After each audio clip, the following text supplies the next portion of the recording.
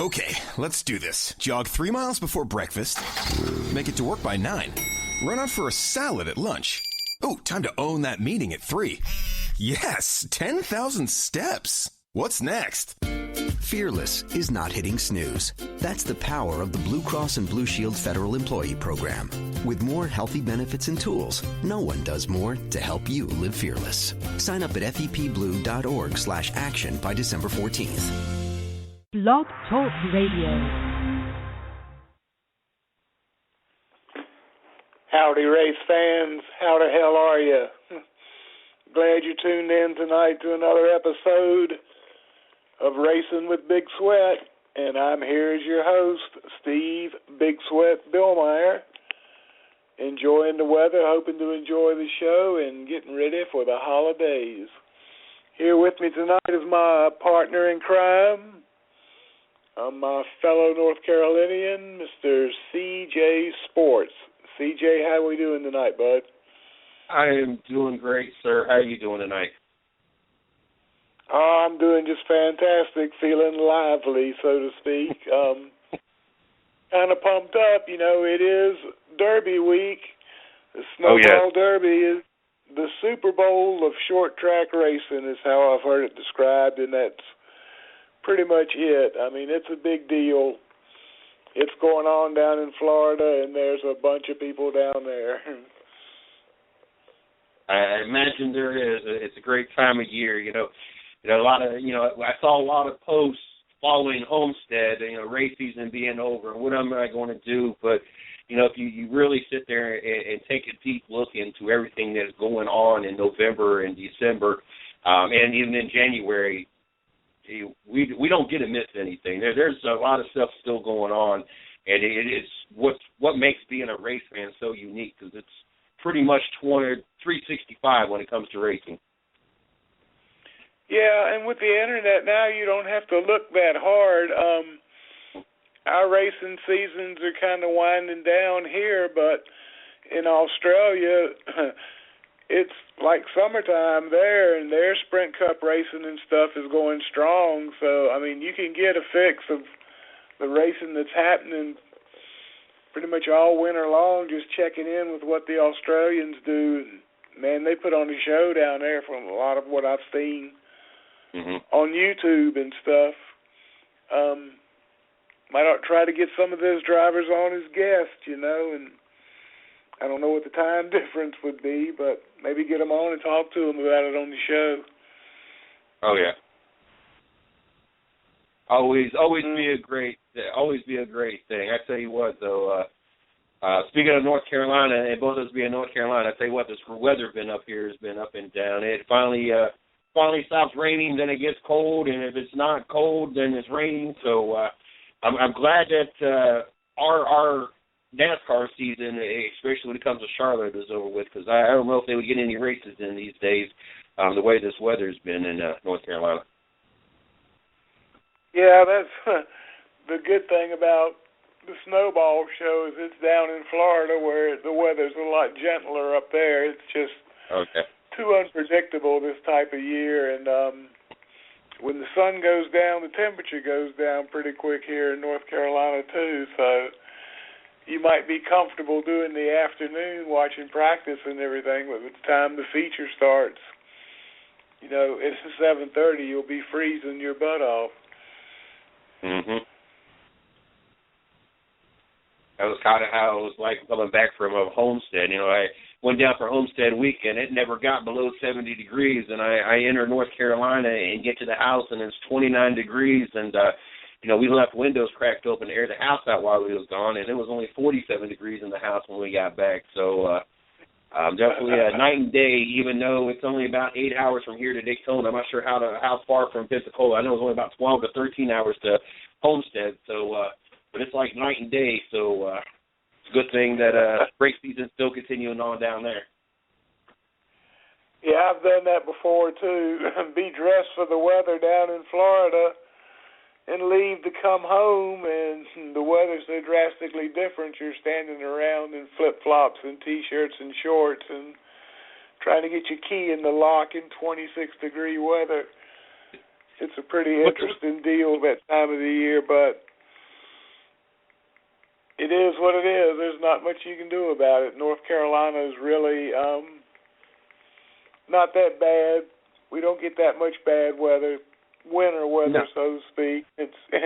It's probably a good thing because we're not very good at driving in the snow and any kind of inclement weather like that. No. What's even more entertaining about it is, I know everybody does this. You're traveling and you're in your own state, and you hit a rest stop for whatever reason, or get off and fill up gas for whatever reason, and you look at that person and you see them in shorts and flip flops, and maybe they put a hoodie on because it's cold outside. And you're thinking, what kind of idiot is running around here in 30-degree weather, 40-degree weather? And you sit there and have those thoughts, but then you don't think about it when you're the one that is coming back from Florida and you're still in shorts and a tank top and flip-flops, and you get out the first time, and it ain't nothing but 30 to 40 degrees outside, and you're like, oh, God, what happened? And everybody's looking at you like you're that idiot finally. Yeah. I know what you mean, man. I know exactly what you mean. But that's just the way it goes. While we're waiting on the guests, I saw a headline out of NASCAR talking about, was it David Pemberton? I think I got his first name right. Or Richard Pemberton, whatever Pemberton it is, stepping down VP of competition. How big is that for NASCAR to have to make one more change in this off season, and how big of a loss is that for NASCAR? I don't know really how much difference it's going to make. It was good having Robin Pemberton there from the viewpoint of he had been in a crew position and had come up through the ranks at Petty Enterprises that way. So he knew that side of the sport real well and knew what was involved and, knew how to work the gray area and how it was commonly worked in NASCAR. So he was a good man to have for that. And it might not be that noticeable of change, but it'll be a change. He'll be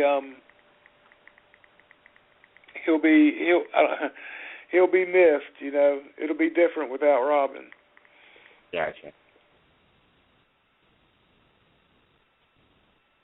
I just noticed that there's been a lot of changes in the off season already, and we're only a few weeks removed from the season. I know Danica's got a new crew chief.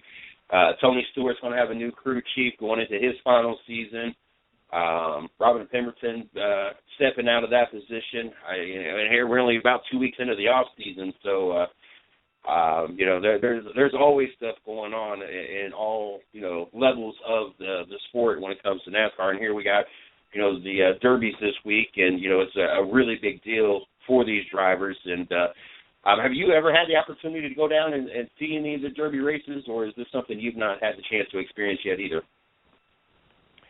I haven't had a chance to do it yet. I had the opportunity, and which now seems to be not that rare of an occurrence, but it got right up to the last minute, and the guy decided not to go. And I've seen that, a couple of posts on Facebook from teams that were saying, they had decided not to go.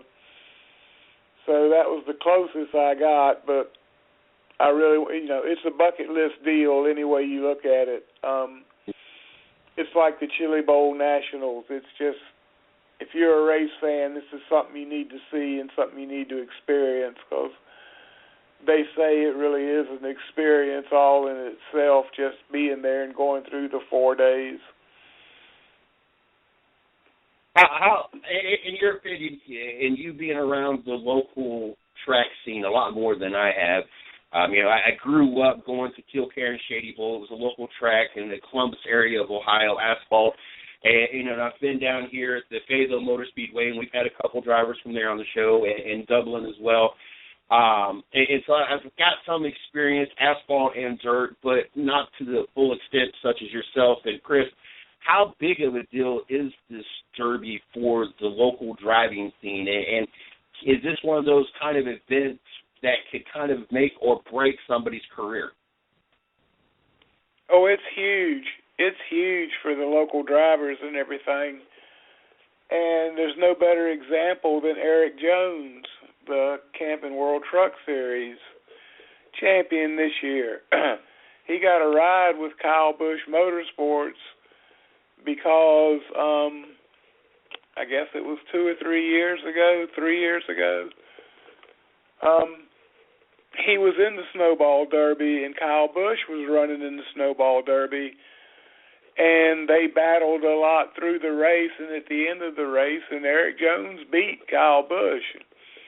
And Kyle Busch kind of went, well, hey, if this guy's good enough to beat me, he might be good enough, to be a Cup driver. So that's when he got hooked up with Kyle Busch and started on that, and you see how that turned out. So, yeah, it's a pretty big deal in more ways than one.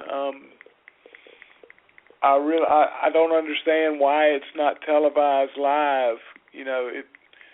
It's a great race to be watching on television at the right time of the year. There's no other racing on, so you don't really have any competition from that. Dad's stuck in the house. Mom can go Christmas shopping if she wants to. Mm-hmm. And Dad will have something to watch on the watch a race. So, it would be great if they televised it live, but I don't know. That's just me, and nobody's asked me about that yet. But it is a big deal. It's like I said, I've heard it called many times. It's the Super Bowl of short track racing. With NBC picking up the coverage like they have, especially with the K&N Pro Series, the ARCA Series, a lot of different series out there. At some point, honestly, I don't. As long as NBC keeps doing the coverage that they have been doing, I wouldn't be surprised if at some point we finally get to see it on TV and NBC be that television company that brings it to us. My opinion with NBC is that they have really, kind of stepped up and helped bring more of a spotlight to the lower series. I don't like using the word lower series, but, obviously outside of the Camping World Truck, the Xfinity, and the Sprint Cup Series. So, it is one of those things that, I wouldn't be surprised if we saw in the next year or two NBC give it a shot and see what happens. Yeah, it would, I can't see where it wouldn't be a win-win situation to put that show out there. I think it's the right time of the year. I think it's a great show for what it is. And the only thing that I can think of right now that's hurting it is the fact that this weekend that it's on is the same weekend as the Cup Awards. So you don't get Kyle Busch or other Cup drivers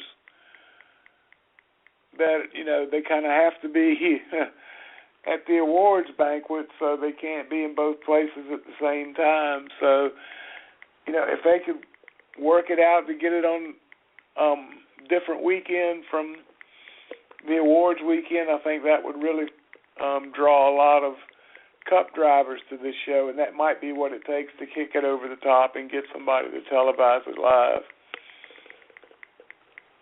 How many, obviously this weekend being the same time as the award ceremony, obviously, it didn't work out for the drivers or, even some of the team owners, but how much do you think that these, obviously with the Kyle Busch, Eric Jones story is a good example, but how many drivers such as Kyle Busch for Kyle Busch Motorsports, Brad Keselowski with Brad Keselowski Motorsports, and even some of these team owners out there, how many do you think use that as kind of a scouting report and up-and-coming drivers to kind of help them to, kind of scout out drivers, potentially work through their system and have the, a long-term plan to replace their current drivers in the future when that time comes? this type of racing is one of the rungs of the ladder that you pretty much climb through and you go through to get to cup level racing, and this kind of weeds out some of the ones that don't quite have all the necessary tools to make it up there. We'll put it that way. But if you're looking for an asphalt driver from this type of area, from this type of racing, to bring up, you hear about them through the grapevine. You see them on, you see posts about them on Facebook. You're in a group like the one I have, NASCAR and Other Racing, where you see things posted a lot about local drivers and stuff like that, and you start seeing these things, and then you start seeing the same names being repeated and stuff like that, and a lot of pictures of the same guy holding a trophy. So that's where the thread picks up, and you just keep following it and learning a little bit more and more and more, and that's what these guys are fighting to do, is get their name out there now, get people to recognize that they are a winning driver rather, and someone who's ready to move up and is capable of moving up. And that's what we try to do here at Racing with Big Sweat. We're all about local short track racing. I like to think this is another link, another way to get started for somebody. Over the last, I'm looking up previous winners of the Snowball Derby. In the last, handful of years, some impressive names. John Hunter Nemechek winning it last year. Eric Jones won it 2 years before that. Chase Elliott in 2011 being the youngest winner in Snowball history. Johanna Long before that. She just never catches a break in getting a full-time ride. And Kyle Busch before that. So some impressive names. Starting off on the top of the list, I didn't realize this has been an event going on since 1968. But Wayne Neidecken Sr., is that the father of Junior that we've had on the show before? Yeah, it is. 68. I tried to get Wayne on tonight, as a matter of fact, to give us that veteran point of view. He's been to quite a few of the Derby shows. Besides being there with his father had won a couple of the Derbies. He's been there too, driving. So Junior's got a lot of history here and a lot of background knowledge. So I hate we couldn't get him on tonight, but I'm going to try to get him on next Thursday night and see if we can't talk to him and, like I said, get a veteran's perspective of this deal. Now, what's the I don't know if you know or the answer to this or not, but do you know what the difference is between the Snowflake and the Snowball? Damn it. I did earlier because I was reading it off an article online and my mind's gone blank now. I know there's a horsepower difference. But so I can't. Same type of cars, just different horsepower underneath the hood, basically. I think so. I don't really remember. God, I feel like an idiot. I don't remember if it's which type of chassis they use and if you're limited to one or the other for each class. I know there's that much difference in it because there's a ton of good drivers that enter both races just for the opportunity to be able to run the Snowflake show and try to learn something, how the tracks, whether the track's gaining grip as it rubbers in, how your tires are wearing, things like that. Anything you can learn to use as an advantage in the Snowball Derby makes it a pretty big deal. And if you go down through the entry list and the qualifying list, you'll see that there's, like I said, quite a few top-notch drivers from the Derby who are also running the Snowflake for the experience. Right. The thing is, you get like 7 hours of practice while you're down here for this 4-day show, which, in my opinion, and I'm not trying to sound like a butthole or anything, but, you know, if you can't get your car dialed in 7 hours, then you got a problem other than just your setup. You got something bent or something. So you've pretty much got enough time to get your car set up, but the track condition changes so much. The track's rough on tires, and you get to a point where you've cycled 2 or 3 or 4 heat cycles through your tires, and then your tires are just giving up grip, not because they're wore out, but because they've been heated up and cooled off so many times, and you end up chasing your tires more than you're chasing a problem with your race car. And that'll throw you off and get you out in the left field and everything, and finally you just stop and go out. Let's go back to what we started with and try again. But I've gotten myself in that position before. As Harry Hyde would say, over-engineering is what will get you in that kind of position. So that's something you don't want to do.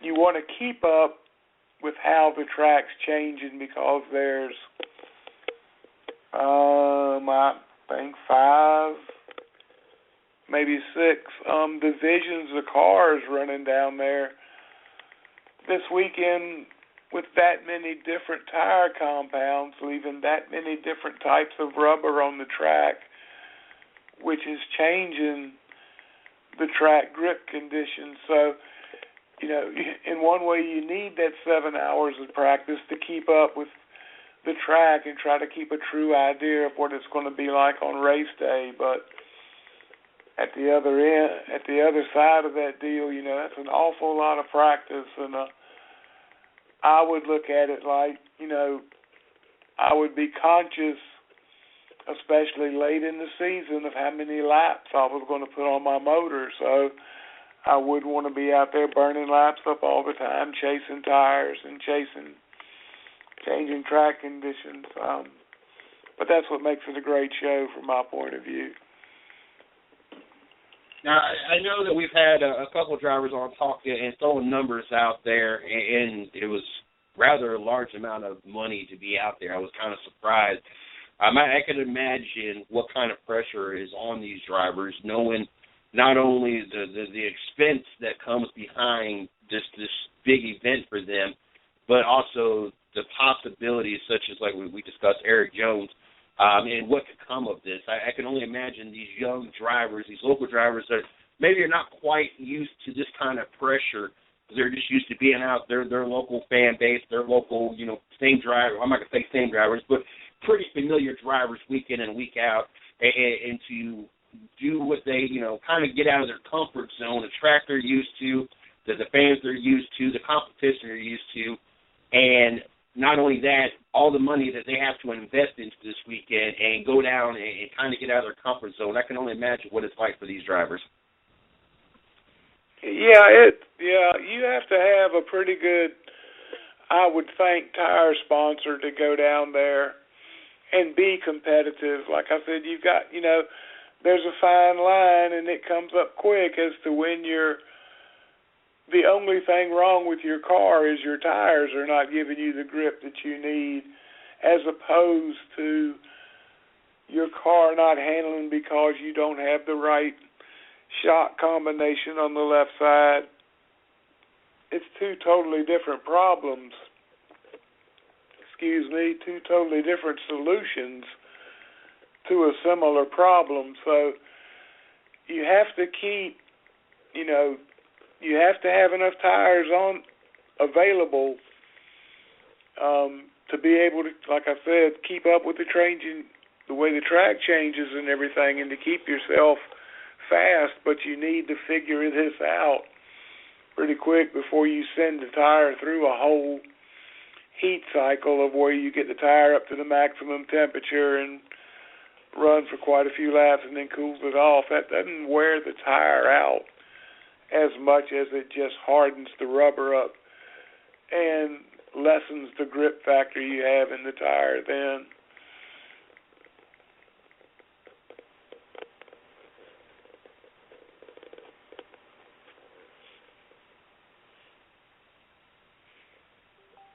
Two, three, four. Well, we got this opportunity real quick. I want to thank everybody for tuning in. Definitely want to thank everybody that tuned in last Thursday night. If you missed last Thursday night's show, we had Robbie Allison, the son of the late Davey Allison, obviously grandson of Bobby Allison, on the show. Great show. If you guys didn't have an opportunity to catch that, you can catch that show either on the Blog Talk Radio Network, Spreaker, SoundCloud, Stitcher, or iTunes. Multiple ways to catch the show. But if you missed last Thursday night show here with Racing with Big Sweat, definitely missed a great show. And it was one of those shows, even though it was Thanksgiving, a show you really did not want to miss. And we're making it available as often, as many ways as possible. Also, earlier this week, I also released 2 interviews that I was able to sit in on. I was in the media center this week, 2 weekends ago when Homestead ran. And so I recorded the last interview that we'll ever hear from Jeff Gordon as a race car driver. It's about 34 minutes long. That is also available on Spreaker or Blog Talk Radio. And then also Saturday night as well, I was in the studio or in the media center and was able to record Kyle Larson's victory after the Xfinity Series race. About a 19-minute interview just from the media center, just different topics. Great time, especially the Jeff Gordon interview. It's one of those interviews that, I kind of cherish because that's it. There's not going to be any more Jeff Gordon interviews as a race car driver now that he is retired as a driver full-time anyway. Who knows what's going to happen in the future. But if you guys have not heard those, make sure you guys check those out as well. We do have our first guest in the studio, Steve, so if you want to go ahead, we got Derek in the studio.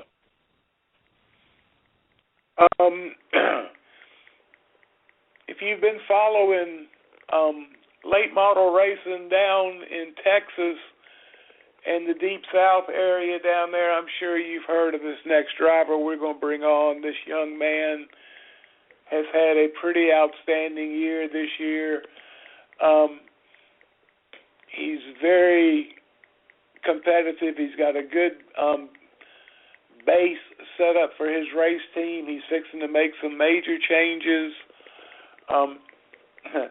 He's just moving on, folks, and you might want to keep up with him because he's going to be a name, I feel like. Let's get him in here. He's down in Pensacola. He's running in the Snowflake Derby this weekend, and we're going to talk to him about that and about what he's accomplished this weekend. So, hello, Derek Scott Jr., bud. How you doing tonight? I'm doing good. How are y'all doing tonight? Oh, we're doing great. We're doing great. How's the weather down in Pensacola? It is nice, windy, and chilly. It's nice and cold up here. Or should I say down here? It's still good race weather, though. Y'all got some practice in today. How did your car do? Well, I could say it the easiest way. We had a little struggle. We haven't raced the car since we wrecked it in the All-American qualifying, which our car was really well then. It's heartbreaking to know that I wrecked it in qualifying, just a little greedy. But practice went well today. Overcame a lot of driving techniques, I guess I could say. I mean, it's just going to come down, till Saturday. That's all that matters, and we need to qualify good, top 10 hopefully. We need to get top 10 for sure. And, just ride it out and just save as much as we can and be there for the end. Is this your first time down there? This is, for the Snowflake, no, I came last year. And for Pensacola, the Fly Flag Speedway, definitely not. I've been here probably 3-4 times this year. I've won up in Pensacola, actually, this year one time. I appreciate you pointing that out. I was thinking that, and I didn't want to say anything because I wasn't exactly sure, but congratulations on that. You have had some pretty good runs there at Five Flags, so I'm sure you're anticipating a good run and you're dialed in to make a good qualifying run for Saturday. We were talking earlier about the tire situation, the way it is down there with the amount of practice you have and the way tires go away and things like that, the track builds grip. Explain from a driver's standpoint how that changes the track and how it can throw you off, so to speak, in the way you're setting your car up. Yeah, for sure. Coming from an amateur like me, I guess you could say, with my first year full late model season, tire wear is a huge deal at Pensacola. Actually, it's just a huge deal in late models or any racing, I guess you could say, except for dirt. But, I mean, it's crazy. I can be out there and I can be fast, and everyone can be looking at me and, trying to beat me, or I can be like that to other people. But they can go into the race, and wherever they're starting at, they can go be fast. And, if you my problem is being on the brakes, and you get the tires warmed up and you keep heat, and if you don't ever cool them down, well, they just wear away. They just turn to grease. And, I mean, you could go from hero to zero, and that's kind of what I've struggled with this year as an amateur, and it's a hard deal, and I've seen a lot of people take, 20 years to get through it, and I'm just hoping that I get the help that I need to get through it as quick as I can. Yeah, is that something you find yourself having to do there, is reminding yourself not to be the last one off the gas going into the corner where you're really on the brakes, and to kind of preserve your brakes so you keep a steady pedal, your brake level doesn't fluctuate so much during the race. Right. Is that something you're conscious of, or you just drive it? That's all I did was just drive it to start with.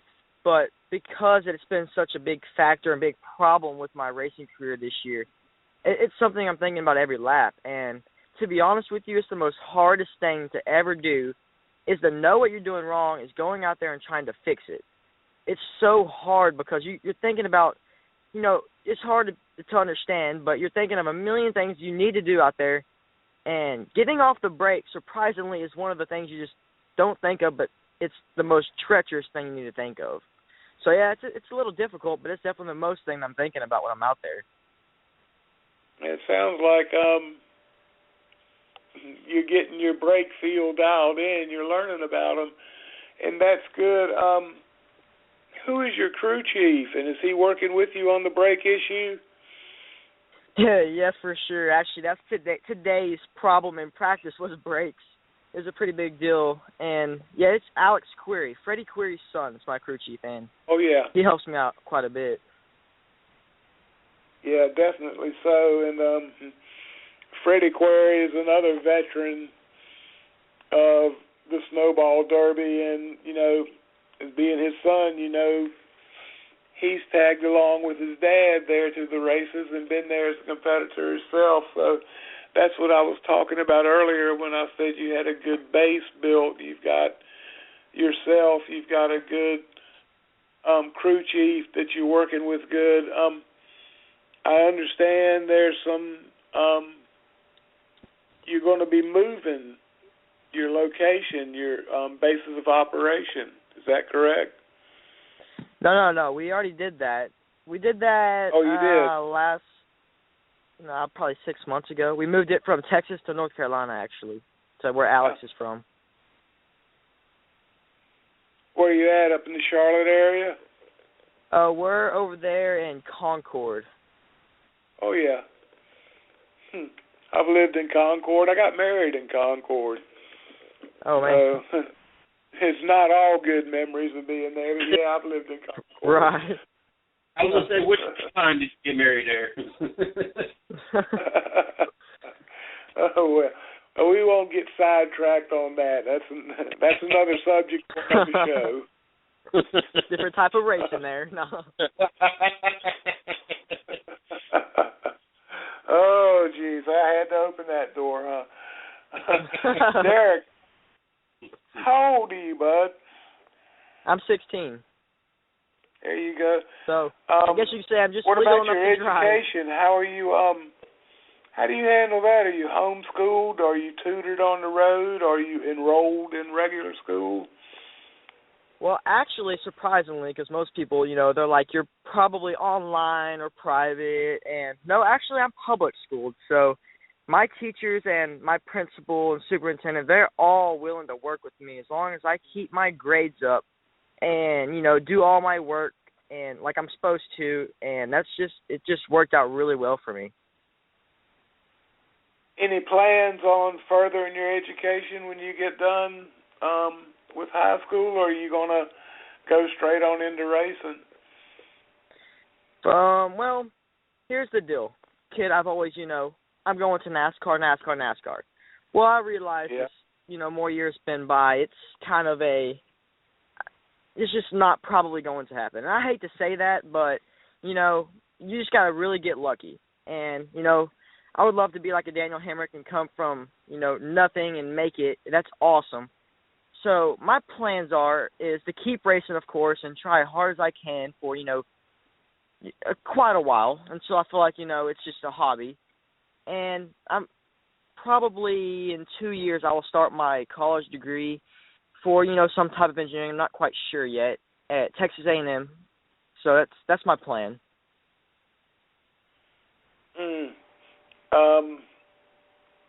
So that would involve going back to Texas in a couple of years then, right? Correct. And actually, I don't know if y'all know this, but I personally, me and my family, me, my mom, my dad, and my sister, which is in college, we live in Texas still. Just the rig, the cars, the whole racing team is in North Carolina. So in other words, you just, when it's time to race, y'all just load up, travel Correct. on in and get the job done, and then when it's over, head out, and everything else stays here. The thing I was wondering about, though, is, how long are you giving yourself to say, to decide whether you're going to make it or not? You've obviously got a ton of talent by the season you've had and the experiences you have and everything, and you have a good a shot as anybody to make it to the top level. Correct. But yeah, well, how far do you carry that dream, so to speak? Right. I plan on carrying it to, as age-wise, past, mid-20s, because, pretty much after mid-20s, you don't really see any NASCAR drivers making it. And we've already put enough money into it to where I myself do not want to just quit now. And I'm not going to quit. No racer that's an actual racer will just, quit. They just can't. It's in their blood. So it's like a Kyle Busch, He doesn't just race NASCAR Cup Series. He goes and races everything. So it's never going to be a quit and, run and just run away from what you can't get. And I'm going to achieve my success. I'm planning on it. I'm hoping for it and try as hard as I can to make it to NASCAR or any kind of professional racing. But, NASCAR is the dream. So, yeah. I got to tell you, that's probably the most realistic racing attitude I've heard from somebody in quite a while. I'm sitting there thinking it's hard to believe you're only 16 years old, but you've got this thing figured out, and you're going to, what it sounds like, you're going to chase your dream, but not to the extent where it runs out your life and everything. You do have a backup plan, and that's pretty cool. That's a good way to look at it. That's real impressive. What got you started in racing? What were you just born around it? Was it something your family did, or was it something that you developed a passion for young and just kept pursuing? Actually, I'm first generation, so none of my family knows racing. My dad owns a car dealership in Bryan College Station, where Texas A&M is in Texas, and he's always gotten season tickets from General Motors to go to NASCAR races. And I don't know, this is probably since I was, wasn't even thought about in their eyes yet, so, in my parents' eyes. And whenever I was born, you know, they started going to NASCAR races, and, you know, they were kind of into racing. The family has never raced themselves, though. They just been, you know, influenced by watching TV and going to NASCAR races. So I was probably 5, and I told my mom, I want to race. And plus, I've had the tendencies like good hand-eye coordination and balance and everything that I needed to be good at racing, because not every person just can go out and, you know, handle a race car. So my mom was like, that sounds like a good idea to me. So her and my dad went and looked up on the internet one day how to start kids out young in racing. And there was a local go-kart track around where I was at, probably 2 hours away, and we went to it, and I was hooked. So we got a go-kart, and I raced go-karts for 6 years, had a national title and all kinds of championships, worldly, or I should say nationally. We didn't ever get to go to Worlds. But ever since then, I just went straight from a go-kart about a year and a half ago into a late model, and that's how my racing career started. You just made the change with no worries, no sweat or nothing, just that it's time to go late model racing and climbed in and took off with one. Correct. And actually, I'll give y'all another small story. I don't know if you know Austin Wayne Self. He's going into trucks next year, and he's raced an ARCA series. It was his, because I raced go-karts with him, and his dad is the one that called my dad up and wanted me to test a late model when I was 13. And as soon as I tested, I went from go-karts to late models that day. And that's how it happened. Man, that's you know, it's a case of being in the right place at the right time, but yes, you're right. At the same time, you have to have the ability to deliver when that moment comes. And you're proving, you know, you've got that ability, and that, you know, it's having that inner strength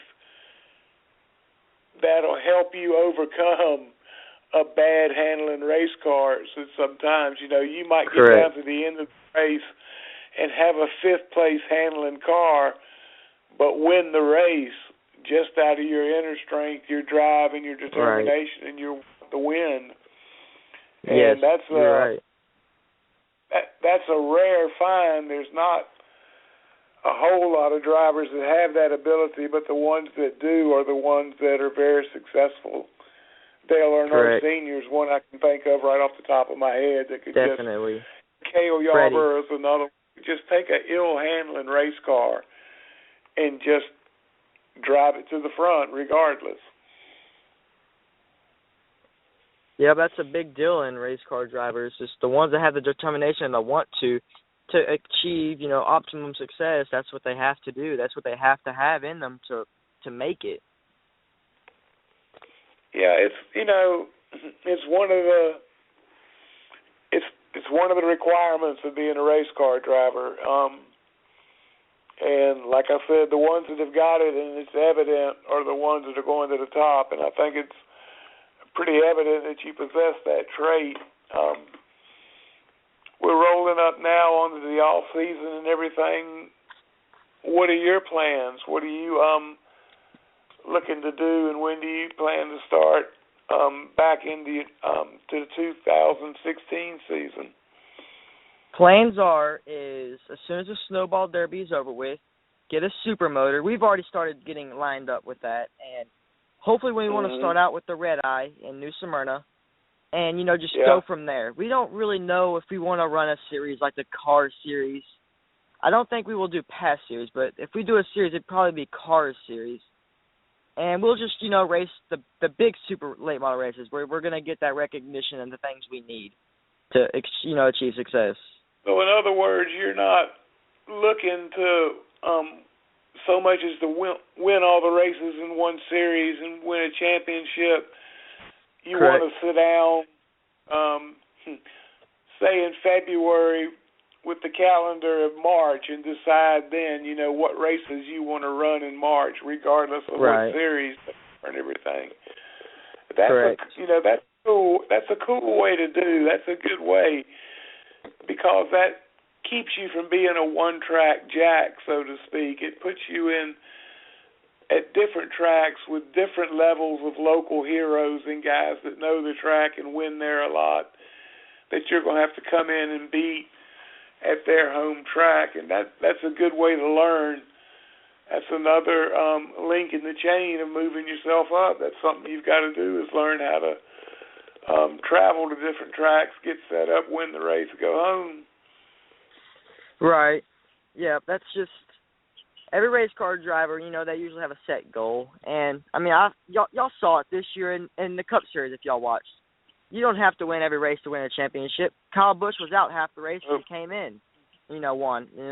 He's still, I'm not downing him. He's a great driver, and I like Kyle Busch. I race against his teams.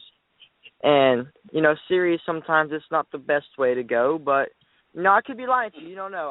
I don't know. My crew chief comes up the races. But if we were to race this series, it would be the car series. And like I said, like this year, we just, we did every big pro late model race there was. And that's what we're planning for next year. So, I don't know. I just can't wait for it. Yeah, I know what you mean. Makes that off season that much longer when you're sitting there just waiting to go. Yes. It seems like New Smyrna is never going to roll around. Yep. So how do you handle this is new to me, this wasn't as big a deal back in my day, but how do you handle and use the social media to keep your name out there and to keep what you do in the public eye, so to speak? Do you find you get a lot of help from that? Does it help you with sponsor commitments or anything like that? Yes, it actually does. And we actually just signed halfway through the year, or I should say the beginning of the year, with MPM Marketing and Tanya, she's the marketer, and she's really helped. She's got me, Facebook profile, fan page, and she's really good with putting things out on the internet and getting me sponsors. I mean, we picked up a few more sponsors, 6 Shades, and, it just brings in and helps, and it gets the people watching, When you get people watching, they tell their friends, and their friends tell their friends, and it just becomes a big old social group, and that's how people make it. So, for sure, it's helped a lot. Yeah, see, I don't want to say it's something new because it's not, but it's something that a lot of people, and I've noticed a lot of drivers are using more and more, is social media, right? To promote theirself and everything, and like I said, to get their name out there. It's good that you've recognized that and you're using it too. But does it replace the face-to-face that you do with sponsors and that you do with the fans and stuff?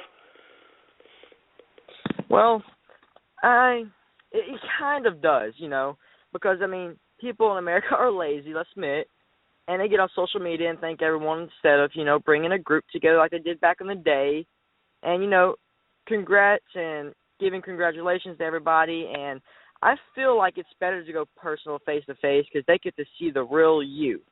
And that seems better, but I shouldn't say it replaces it fully, but I will say it replaces it some, for sure. Just kind of makes it a different avenue to take for that. It does.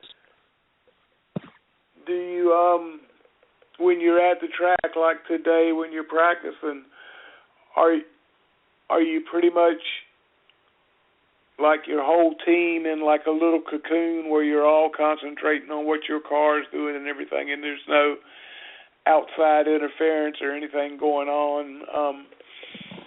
Do you get like that where you get everybody dialed in and you and your crew chief are just so you're really on the same page and you can feel yourself moving in a common direction? Yes and no. The really cool thing is me and my crew chief and my whole crew, we have a really different kind of connection compared to most teams.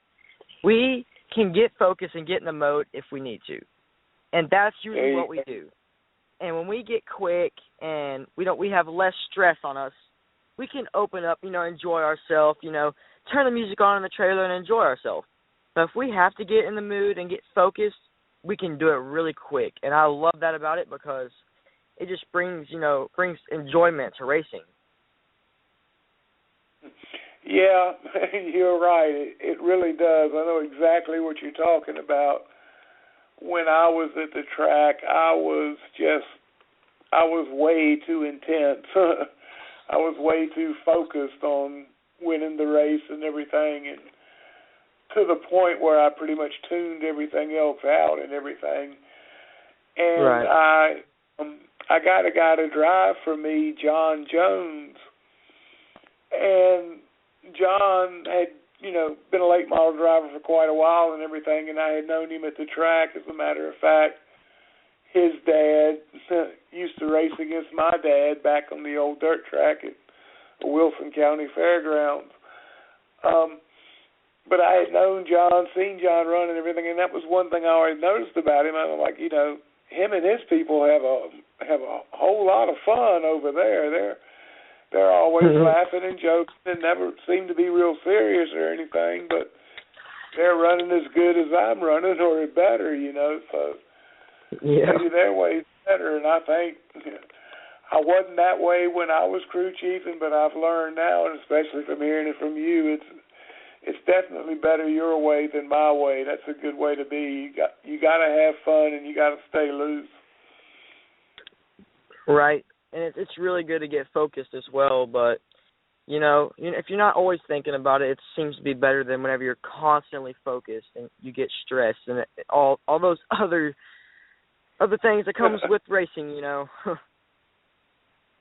Yeah, I know exactly what you mean. So take a moment, Derek, and give a shout-out to anybody you want to recognize, your sponsors or your crew or family, just anybody you want to, recognize for helping you along the way or just being a good friend.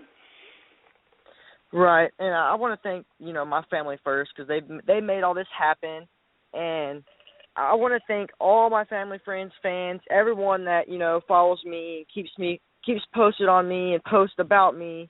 And, of course, my sponsors, the people that bring most of the money to the table, which would be Six Shades, which we just brought in. That they got really cool sunglasses, those that like sunglasses. Go get Six Shades. Anyways, Crossroads Concrete, Double S Service, Highway 79 Collision Center, and Derek Scott's Auto Park, which is my dad's business. And we wouldn't be able to do it without those sponsors, and we just got to thank all those people and be proud for what we have. There you go. Have y'all drawn for qualifying orders yet? Yes. How'd you do in the draw? I think it's funny. I don't remember, but it's 26 to 28. It's in the 20s. I knew it was pretty good because I didn't want to be the first 15, and I didn't want to be the last 15. So I think I'm pretty good. That's where you wanted to be, then, kind of in the middle. For sure. There you go. Good. I'm glad that's happening for you. Let the people know how to follow you on social media. I'm sure they know, but go ahead and let them know where you're at with all the various sites. So for following me in my racing career, everyone can follow me at Facebook. It should just be Derek Scott Jr., and it's a fan page, or you can follow my personal. I still post on there. And I have a Twitter, and I think it should be Derek Scott 511. That should be my username. And I have an Instagram as well, and it's Derek 511 or Derek Scott Jr., and you can all follow me there, find out what I'm doing anywhere, and, of course, everything about my racing. I'm always posting stuff about my racing and social life, and if y'all want to follow me in my racing career all the way to the top, hopefully follow those accounts. Good deal. Well, I'm glad I got to talk to you. I've kind of not intently followed you, but I've seen your name and some of your accomplishments pop up on Facebook, and right. So I've seen your name and I see it keep popping up, and I'm like everybody else. I'm thinking this guy must be doing something right, or this all would be happening. So now I'm going to be following you this week and see how you do. Awesome. In the Snowflake, it's going to be interesting. It's always a little bit better when you got somebody you feel like you know that you can follow and everything. So yes, for sure.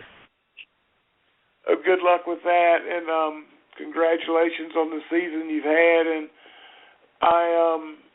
you really sound like you've got a good game plan set up. You're motivated, and you know exactly what you want, and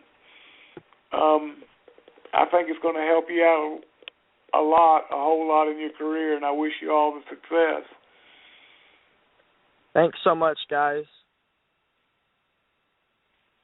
Well, thanks again for coming on, and like I said, good luck Saturday, and I'll try to get in touch with you next week, and maybe we can get you back on next Thursday night. For sure. That'd be great. We got the pre-race tonight. We can do the post-race next Thursday. We'll see how you do.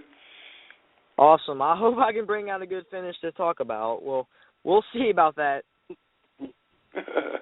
Well, it'll be good just to talk about the experiences. I'm sure you'll have some.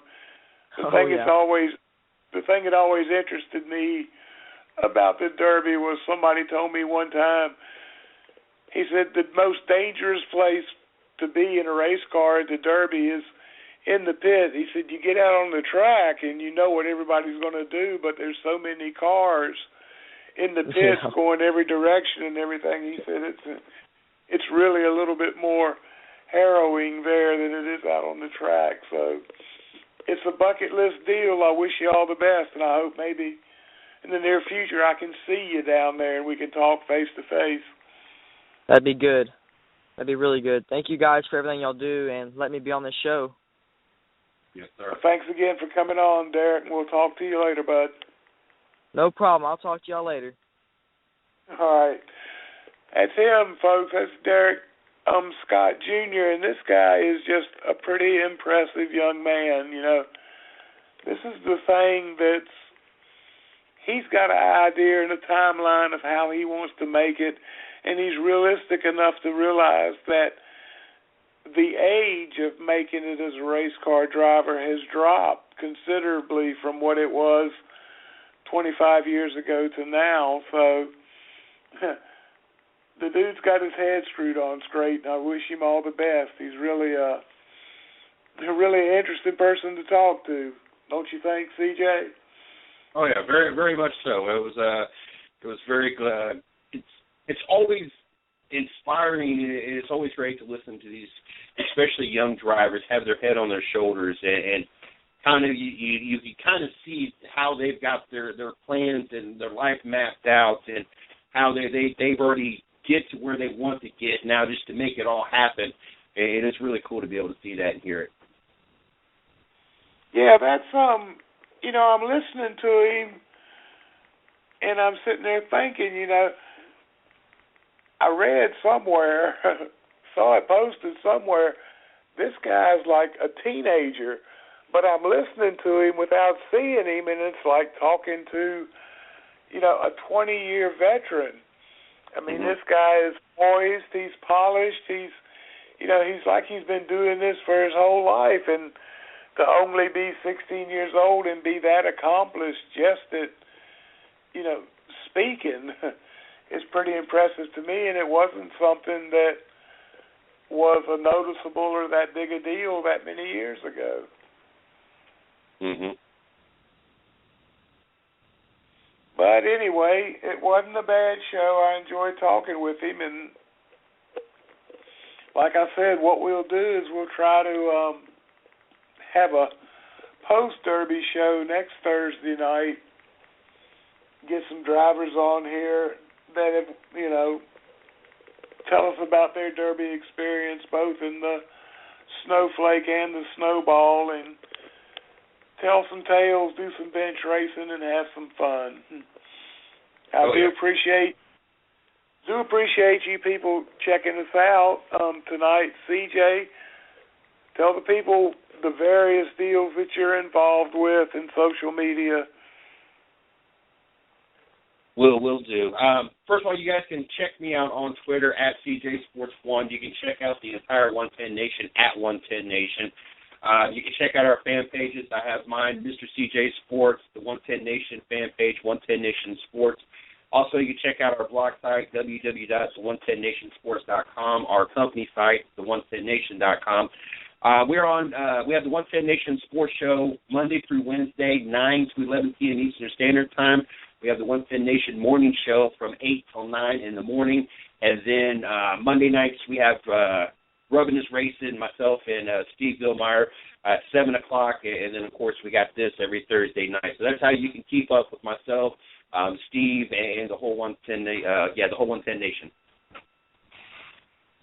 Definitely so. And we're going to take a couple of Thursdays off here in a couple of weeks for the holidays, and then right after the first of the year, we'll be right back at it, and we're going to talk local short track racing all winter long until it cranks up again in 2016. So I hope y'all will tune in, hang out with us, and, don't be scared to call in and add your thoughts or ask us some questions or even let us know what's going on with your favorite driver. While I'm thinking about it, I'd like to thank some of the people that help us along the way. Of course, Jimmy Haywood with Snafu Seasoning. Some good stuff if you haven't tried it. You can order it online at www.snafuseasoning.com or call into the show, give me your name and address, and maybe I'll send you a sample. Dave Bowen's Let's Race TV and magazine, very informative internet publication where you can learn about all different kinds of racing all across the country. He covers it all. Check that out if you get a chance, and come back next Thursday night right here for another episode of Racing with Big Sweat. Thanks again for tuning in. We'll talk to you later. See ya.